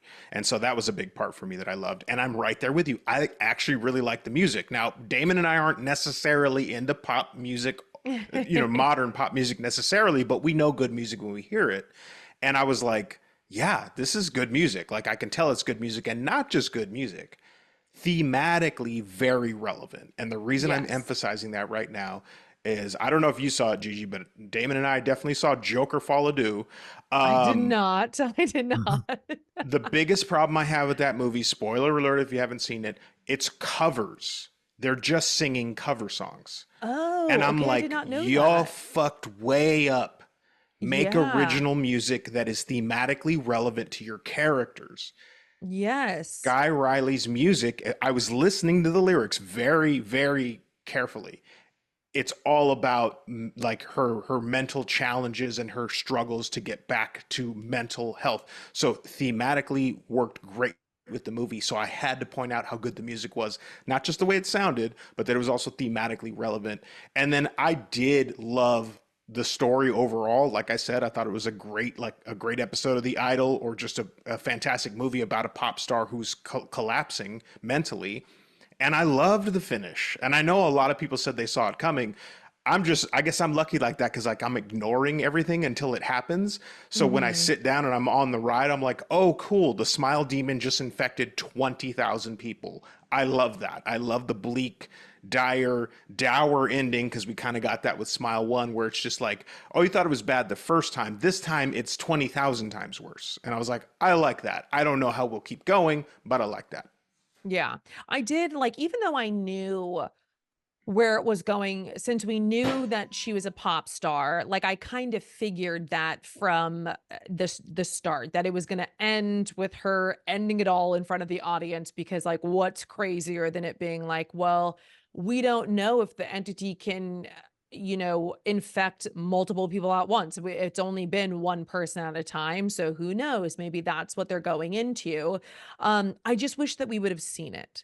That was my one thing. Like, I know that we see the finale of like of when she kills herself on stage, but I'm like, "Oh, I wish they would have done like little cut scenes of like her doing it and then like the audience screaming." And I get the effect of like just having it on the audience. Like I thought that was really cool, but I'm like, "Oh, I wish they would have shown it." So I'll be brief because I already kind of mentioned, like, my favorite part of this movie by far was Naomi Scott, her performance. I thought she absolutely killed it. Mentioned in our non-spoiler section that I think put her right next to Willa Fitzgerald, who did incredible in Strange Darling. Oh yeah. One of the best performances of the year. And again, I think it was that performance and the character itself that really sold it for me. Again, not to say I didn't like Sosie Bacon's character or the portrayal that she had. It was just, again, this rock star, kind of already dealing with her world falling apart, or has fallen apart, and now she's trying to put the pieces back together, and the puzzle pieces just start falling apart again. So I just really enjoyed that character study. Again, to echo Patrick's point, I did like the music. Again, I'm a metalhead, but I actually enjoyed the music. I was like, this is actually catchy, and the lyrics are good. Like, that makes a difference when it actually, like, catches hold of you, and you can actually see they put time and effort into this. And I think that goes back to Naomi Scott's performance, because she's performing all the songs. Like, really, she's performing the songs. So I thought that was super interesting.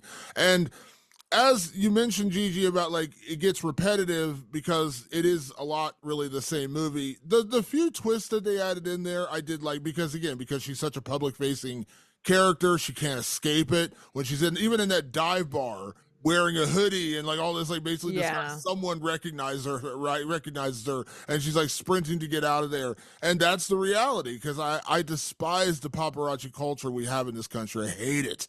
Where you can't even go to a bar without, like, 8,000 people be like, oh my God, it's you. Like, let them have dinner. Just let them eat.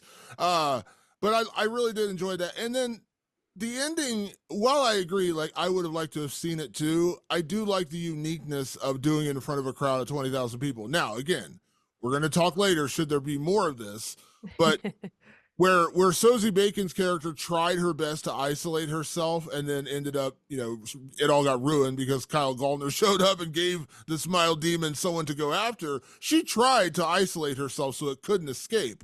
It got messed up. This time, doing it in front of 20,000 people at a concert, I was like, that's okay. I'll give you points for creativity, because now you see the stunned look on the entire audience as they just watch their favorite pop star just kill themselves in front of them.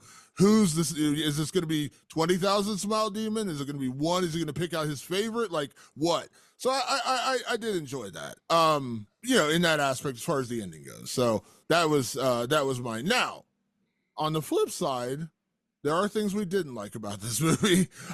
We talked about a lot of those already. Gigi, when it came, what did you bump up against the most? In our section, we call It's Giving Part 5, which, Patrick, I'll let you explain what It's Giving Part 5 means. It's Giving Part 5 is all about the Part 5s of all of our favorite franchises tend to be a little bit kooky. We're talking Dream Child, Friday the 13th, New Beginning, et cetera, et cetera. So, yeah, we have talked at length, I think, about the things that didn't work for us. Is there any other little jab you want to throw in there, Gigi? Um, Honestly, no, like I feel like some of the things that didn't work for me, like some of them are small, some of them are bigger. One thing that I hadn't mentioned was just the length. I wish that it just would have Hmm. been shorter. I think they could have cut out like one of those just like hallucination or delusional episodes, and it would have been better. I'm always and I am a firm believer in this, except there are a couple of exceptions. But I am like, any horror movie that exceeds an hour 45, you don't need that. I'm like, unless it's like a Mike Flanagan Doctor Sleep, it does not need to be that long. So that's where I'm like, I think they could have cut out so much of it and it still would have packed the same punch, if not more. Patrick, Yeah, what about you? I am going to echo that. I saw at least 15 minutes that could go, and that's from Mhm. somebody who liked the movie, right? There's going to be a lot of people who are just like, "Oh, that movie dragged on forever." And I do think about 15 minutes could have gone from that movie, and it would have been a tight, good, fun movie. And that largely comes from the second act. I think the second act was it sagged a lot. And then the other thing too is, and we talked a little bit about this, which is Damon, Gigi, we know the trick now. We know how Smile works. Yeah. Like I don't know that you can keep going down this road. We're going to talk about that in a second. So those are my two big ones. I was like, is this going to keep working? This work this time? How on earth are you going to keep this going? I have a question. Did the product placement bother you guys at all? It honestly, personally did not bother me. It happened so much with the Vase water that I just like accepted it. I was like, whatever, this is like a gimmick now. So, because a lot of people were complaining about like the outright product placement, but I kind of thought they were smart about how they, weaved it into the storyline. So it honestly did not bother me that much. It's one thing if like they turn the bottle like right into the camera Yeah. and you're like, oh God. And boy, like I think one of the biggest offenders ever is the first Fast and the Furious, which is like, you can have any beer you want as long as it's a Corona. And then they put it up to the camera. I was like, holy shit, Corona. Like, what's your problem? This one, it's like, it might as well have been a prop. Like it was Yeah. barely there. And like, and I've worked with pop stars in the past. I know Damon's covered music and stuff like that in the past. Voss water is what gets passed around, like for these like higher end things. Like it's Yeah. very common. So I was like, if you know, and they really weren't putting it in our faces. She just drinks a shit ton of fucking water. But I will say, like, I was like, did it really come back around? Like, I was looking for a thematic like closure to that, Mhm. and it kind of didn't. It kind of did. At one point, they say she's dehydrated. I was like, oh, okay. Like, it did. They didn't really like. They didn't close that loop for me. Yeah, that's fair because that's kind of how I felt. Oh, I'm like, well, she explained why she's chugging the water. So I was like, and she's rich. Of course, she's going to have these fancy Yeah. glass vase. So it did not bother me at all because I was No. thinking of your like Fast and Furious is my The Strangers chapter 1 when they're in the car and she's like, oh, wow, our alley payment came through. And then it was like end scene. And I was like, what the hell was that? So I'm like, at least Uh, Smile too, like wove it in. Yeah. I so two things about so the product placement didn't bother me. I will say, like watching her drink the water, I was like, God, I kind of want a Voss water right now. It kind of No, worked on me. same. It Uh, worked. but the other thing, and it's funny because in my theater it was pretty crowded when I saw it, and there was a couple people when she goes, I would love to interview Naomi Scott one day. I think the first question I'd ask her is, how did they teach you to chug water that way? Because she could put down a bottle of water in like 8 seconds. It was like a Yeah. impressive feat to watch her like drink this bottle of water. There were a couple people in my theater who were like, I could hear them in the background going, "Holy shit, she drinks that water fast." No, I know. My first thought was like, because I have this, I always say I have this problem where if I have like a bottle of like water in front of me, I have to chug it. So I was like, okay, I was like, she's a chugger too. Perfect. But what got me, I was like, how is she not burping after this? I'm like, you're Right. sucking in so much air. How are you not? I was like, girl, I'm like, I want to know how many takes where she's like, oh shit, I have to do this again because I burped or they have to edit this out. My theory is that the water was digital. I think they just have her and they do this all the time. There's so many digital things that like we Oh, you never just see. don't catch? Yeah. Oh my God. You never catch That it. would So blow my mind. I'm But I guessing that think was digital water she's and sound design.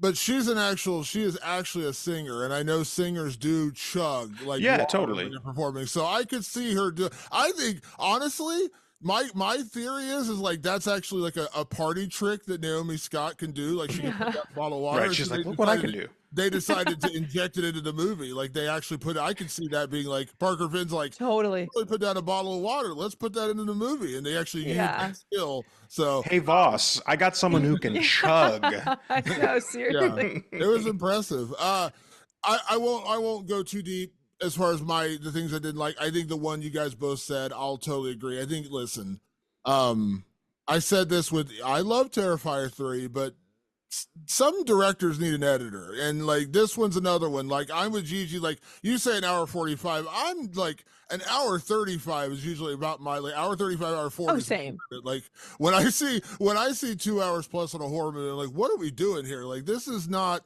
This doesn't need This to is be done. unnecessary. Yeah. I'm my job as in a living is I'm a professional writer, and sometimes I do these long form stories that are like 2-3 thousand words, and I write it and I spend days, weeks writing this thing, and I get done. I'm like, man, this is great. It's 3,200 words. And then my editor comes in and chops it down to like 2,500 words, and he's like, "You did this, you kind of repeated yourself here." You fall in love with a piece, and you think, "Man, I'm really doing great work here," but you kind of lose track of it over time. And that's why I have an editor. He goes in and makes it a little tighter, kind of fixes things, make sure I'm not repeating myself, whatever. I feel like Parker Finn and maybe Damien Leone too. Like, let's get like an editor in here to like get this thing down to like an hour 40, like hour 35. Yes. Like, I liked it. Clearly, I liked it, but do we really need 2 hours of this? Like, there's editing that could be done here. Yeah, The only 100% agree. the only pushback I would give to that is like the odds are better that Paramount was like, you need more Skye Riley story. I think the odds are more in that favor than Parker Finn going, I need a longer movie. Because truth be told, I know he did very well for Paramount with Smile One, 200 million, and all that good stuff. But I doubt he got final cut of the movie. Like almost no there's like a handful of directors in all of Hollywood that get a final cut. The only reason Damien Leone gets a final cut is because it's privately funded. He's not Yeah. answering to a studio. So he doesn't have to answer to a studio, and all the independent filmmakers, they're that way as well. This is a big studio movie. I have a feeling they were just like, more Riley. And he's like, really? Really? Because I kind of already did it. Like I did the Riley. Like Yeah. he's a really efficient filmmaker. Like Smile shows you that. Smile is this like pulse pounding, like thrilling, Yes. just scary thing. This had a lot more breath in it, and I'm like, that feels to me like a studio going, I need the young people to fall in love with this character, so we just need more of it. That feels like a conversation that usually happens. Pure speculation, but that's my guess. No, I think honestly that is a fair speculation, because it's like, yeah, if they're wanting this like younger generation to fall in love, or just it feels like I said, like a mainstream movie, and they want Yeah. it to be like something that they could really push and sell. And what's better than this like really awesome pop star?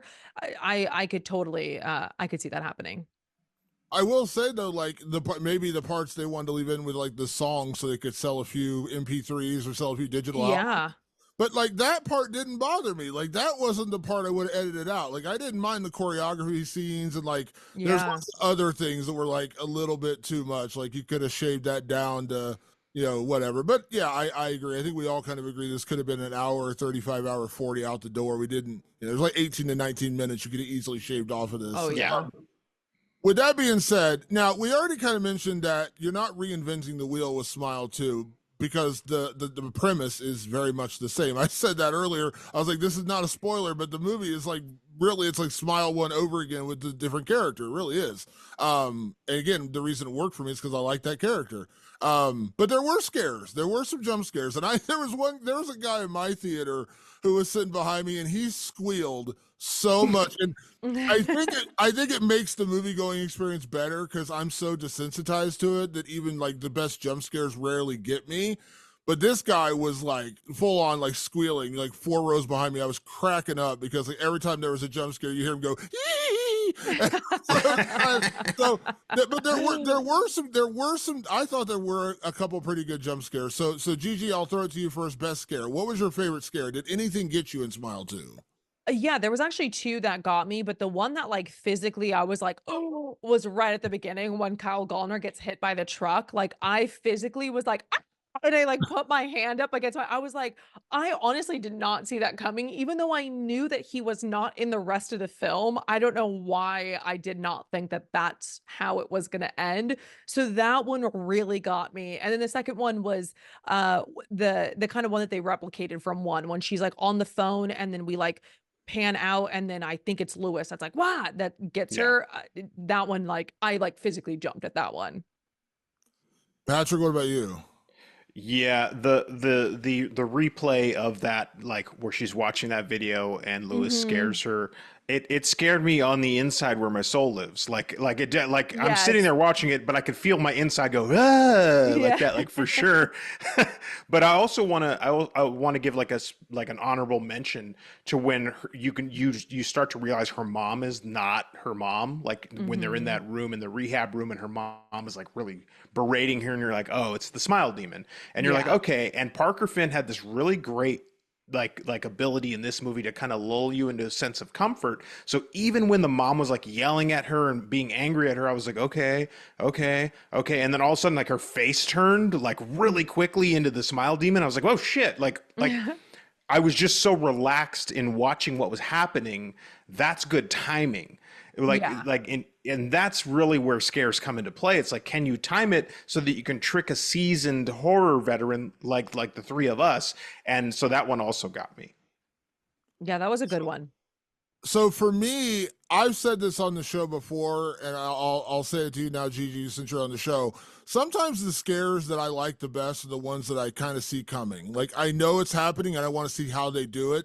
So the one that got me the best and sent a shiver down my spine was when she's on stage giving that really uncomfortable speech when the teleprompter breaks, and she just full on goes manic, and everyone's in the audience like gasping, like jaws on the floor, and she sees her dead boyfriend in the audience, played by Yeah. Ray Nicholson, by the way, who is of course Jack Nicholson's son, and she's just falling apart. And then they do the close up, and I'm like, I know there's gonna be a jump scare here, but then she turns and it's his bloody, corpse, and she ends up chucking the old woman off the stage. That moment got me because I was like, I know it's gonna happen. I know something's gonna happen here, but they did a good job of having him in the audience and getting closer and closer. But then when he actually shows up, it's the cut up, the car wreck version of him, and it's right in her face. And then she chucks the woman off the stage. That one got me because I knew it was gonna happen. I saw it coming. I was like, how are they gonna do it? And the way she turned into the dead character, I was like, oh shit. So it definitely got me. And then chucking the old woman was like the Yeah. bonus. So, No, that's how I feel. I was like, I jumped at that one, and then when she chucks the old woman, it happened so quickly that it was just like this range of emotions, and yeah, that one was a good one.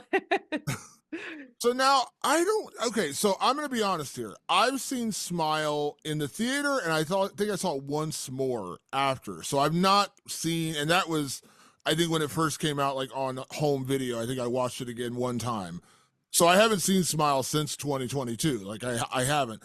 But it felt like Smile 2 had a lot of gore. There was quite a bit of gore in this movie in terms of like the bloodiness of this movie. So, Gigi, I'll ask you, did you have a favorite scene of gore in Smile 2? Yeah, I I really liked the weight to the face. I think that that one was super gory, and I didn't expect it to just like keep getting worse and worse when Lewis takes the weighted plate, and then like when he stops and he stares and then it's like his jaw falls off. I was like, "Oh, they're like really going there." I think that one was probably my favorite one. And that was What mine about you? too. Yeah, it's the same one. 'Cause I was like, they set it up so much in the trailer. You're like, well, I know what's gonna happen. Like he's gonna Yeah. smash his face, and that's okay. And I was just like, oh, but they're really gonna fucking show it, aren't they? Like they're Yeah. really gonna show like, and then it's a motif where like as the paranoia starts to grow, you hear the splatting and the sploshing of like the flesh falling on the floor, and that's like the signal that he's in the room. I was like, I fucking love that. And it's just like, oh, Yeah. I want to see how worse his face gets. So I thought that one was super effective. So the microphone to the face, I will say, did look good. I did like that, but as to Gigi's point, I want to see it. Come on, like I want to see her stab Yeah. herself with the microphone. So Yeah. the one that got me the best, the one that I liked the best, it was super quick, but it was just effective. And again, maybe this is because the audience I was with in the theater, because they all gasped around me. And I was like, oh, this is kind of cool. Was when she sits down with the guy talking about his brother, and she says, my brother ripped his jaw off with a crowbar, and you Yeah. see the brother jam the crowbar and rip his jaw off. It's a very quick scene, but it's just very jarring in that moment. Like when he says, oh yeah, he ripped his face off with a crowbar, and you literally see him shove it in, like jerk it down, jaw falls to the floor, and then you cut away. I just thought that was a really cool, like, didn't need to be there. They could have just described it, but the fact that they actually showed that little flash, I was like, somebody in the effects department's like, come on, let us do it. Let us show it. Come on. And I really like that one because I was like, man, ripping your face off with a crowbar, that's unique. No, I totally agree because in the first Smile, it really wasn't that gory. Like, yes, we got like in the beginning, I feel like the beginning was the goriest where it's like we actually see them dying. But even when we're seeing the other people, like when she's going back with Kyle Gallner's character and she's like talking about like, oh, this is what I think is happening. And they're watching like security camera footage, all of these pictures and videos that they're not like they're really not that gory. It's like kind of just you could tell it's just like fake blood. So this one I was like, "Oh shit. Okay, they're getting like this is crazy." Yeah, they did a good job. Much gorier. I did enjoy that. All right. Next category is do we keep smiling? Now we've already kind of talked about this ahead of time, so I don't want to go back in time, but this is a sequel, and we've all kind of had a similar thought that while we liked it to varying degrees, it didn't exactly reinvent the franchise. And this isn't a slasher situation where you can just throw a whole bunch of new people and have Art the Clown come in and hack them up, or have Jason come in and hack them up, or have Freddy Krueger haunt their nightmares. This is an entity, and the things that happen are kind of happening. And it's like I joked earlier, like, are we going to do Smile with a construction worker, with a professional wrestler? So the question is, Gigi, do we keep smiling? Do we need more of these? Is there a world where we could get a Smile 3 or a Smile 4? Do we need a Smile 3 or a Smile 4?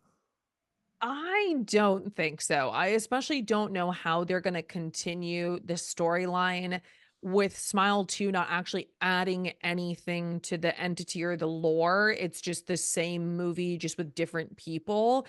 I don't see how they're gonna do 3. The only thing I can think of is if they do some kind of prequel where we're actually then investigating what this entity is, or how to put an actual stop to the entity. That's the only thing that I can see, but even then, I don't know if that would even be as successful or effective, because it's like, well, what are they just gonna go through the same thing, and then we get to the part where they're maybe gonna, put a stop to the entity. So I don't know. I really don't think it's that necessary. Patrick? So, I mean, initially my thoughts were I don't think we need another Smile because we already know the rules. So, my thought right now was like, well, what if we broke the rule kinda? What if the next movie was, and by the way, this is assuming that Skye Riley infected everyone that watched her die. So you're assuming there is 20,000 people that now have the Smile Demon and they're wreaking havoc. What if the next movie is focused on a person who is blind, who can't see what the demon can do? Now, that is painting a writer and director into a corner that I don't even want to fuck with. Like, that's a very difficult, like, very, very difficult thing to do. But it's certainly something, it's certainly a level of kryptonite that this Smile Demon's going like, shit, my whole thing is you got to see me. Yeah. This person can't see me. Fuck this person. Like, so I maybe you could play with it that way. I do think Parker Finn needs to move on, and from what I've heard, he is signed on to direct like a mainstream movie, a non-horror movie is coming out, I believe. That I'm gonna line up for because I think he's a great director. So I think he's going to move on, and I think he should move on. And then somebody like, for instance, me should come in and go, "Hey, we're going to do Smile, but with a blind person." But give it some time is what I would say. Is like we don't need 2 years down the line Smile 3. Let it marinate, let it come back, and let people be excited for the Smile Demon to come back into their lives. So I'm going to say, That's good. I'm going Thank to you. say, I'm going to say, do we need another sequel? No. Are we going to get another sequel? Yes. Because if this movie is as successful as I think it's going to be, this is a studio. They like to drive things into the ground until it's dead. And I have a feeling there's going to be a Smile 3. Now, the reason I say I don't think we need it is because as much as I like this movie, and I said I actually did like it slightly better than the original, and it's mostly predicated around the character of Skye Riley and the situation of her being a pop star.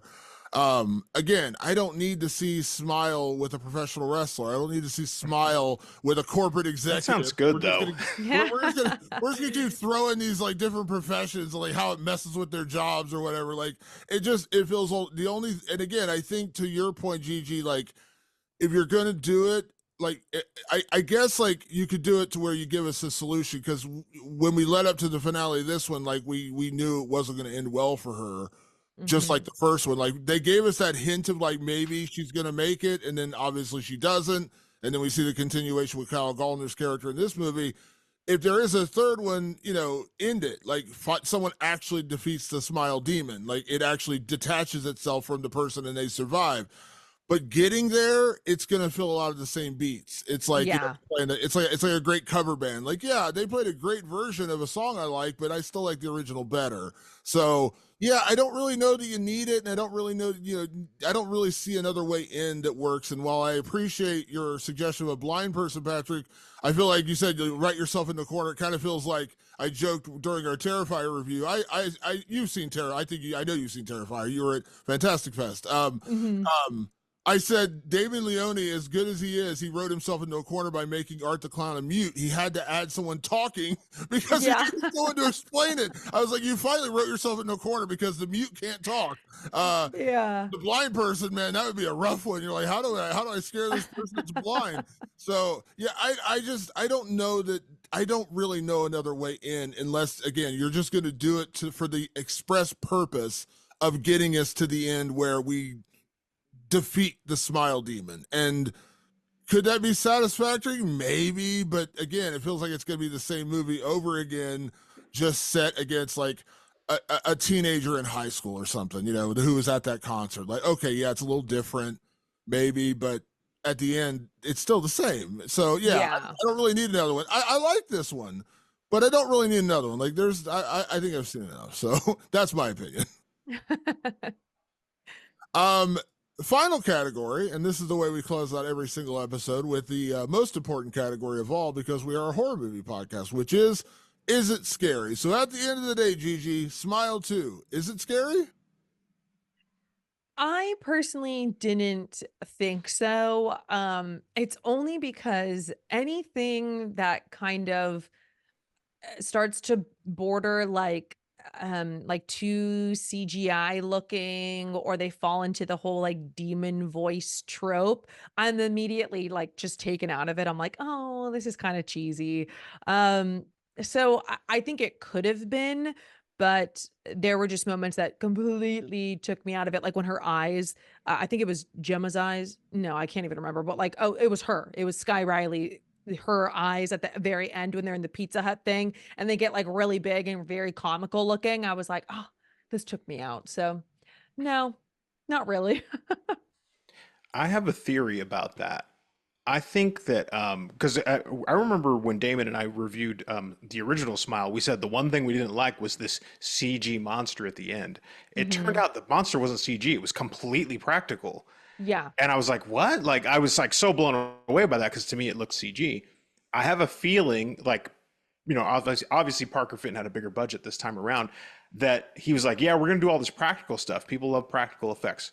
And then the studio goes, yeah, but we're going to color him with CG, which is a very common thing to do. They go, it Yes. looks too fake for us, so Yeah. we want to put CG on it. And I felt there was a lot of points where I was like when her guts spill on the floor, they look a little too computery. And I'm like, I guarantee you Yes. those were normal guts. That's an easy thing to do. I've sat on film, like it's not hard to do guts on a film set. They were like, put more blood and goo on it, and then again, he can't say anything. They're paying for it, so they put the CG on it. No, 100%. I've talked to several directors, one currently that's working on a big project after coming off of an independent project. And I know that they're battling the same thing where it's like, no, this is what audiences want and what they will spot out. And they're like, yeah, no, it's really ours though, and this is what you Yeah. need to do because this is what's gonna, like, sell, but I think, like, seasoned horror watchers are like, "No, that looks bad," so I can agree with that. I think this movie was scary at moments because, again, like, I have to sometimes have to take a step back and like be the non-desensitized weirdo that doesn't get scared by a lot of things. I think the gore is much better, much bigger in this movie, and some people are freaked out by gore. And I think the jump scares that they do throw in here, while again, I think it could have been more effective if they were once every 10 minutes versus once every 20 minutes, because this movie does drag a little bit. I think it would have been better, but they did have some effective jump scares. I thought there were a couple good moments in there. Overall, is it scary? No, but this is like one of those movies where it's almost like there's moments, like there's here and there. Like I think going back to our point about if this was an hour and 35 minute and you stuff everything into that, then maybe it does become a little scary. But you have such big gaps of time between things happening that it's like you get kind of geared up and then you cool down again. Then you get geared up again, then you cool down for 20 minutes. So no, it's not super scary, but Man, there was one guy in my theater who was definitely getting scared the hell out of him when he was squealing every time something happened. So maybe I'm just like I said, maybe I'm the weirdo because that guy was freaking out at every turn he was squealing. So I was like, man, this guy's really scared out of his mind right now. So he enjoyed it. He was scared, that's for sure. So yeah, Smile 2 is in theaters right now. Check it out. Again, if you saw the original one, you know what's funny about this? I would say like you don't really need to see the original because this is Yeah. the movie over again. It's just in a different character. So weirdly, you don't actually need to see the original, and they kind of explain everything again. So it is in theaters right now. Gigi, want to say a huge thank you, of course, for you joining us tonight. Can you tell people where they can check out all your stuff? Obviously, we follow you on TikTok, but obviously you're a huge creator. So where can people follow and find your stuff? Yeah, thanks for having me, guys. I am very active on really all social media outlets, but my journey started on TikTok, so you can find me there. My username is the same on everything, Room for Scream. So I'm on TikTok, Instagram. I've been doing a lot on Instagram, especially during Halloween season. I've been having a lot of like Halloween and horror movie trivia. I finally kind of breached into YouTube, even though I don't know how YouTubers do it. It takes so long to record and edit. So I post a video maybe twice a month on there, and Twitter. So really anything that's social media, I am on. And I just signed up for have you guys heard of the new Blue Sky app that's trying to take over Twitter? Yes. Signed up for that today. Don't know how far that's going to go, but I was like, well, let me just get my username on there. I've been on Blue Sky for a year. It's not going anywhere. Yeah, I know. I'm like, I don't, but I have re- it, right? Yeah. I'm like, who knows? I really don't think it is, but I don't know. Let me ask you before we let you go, Gigi. I'm always curious if you don't mind giving away the secret. Where did your handle come from? Room for Screen. Where did your name come from?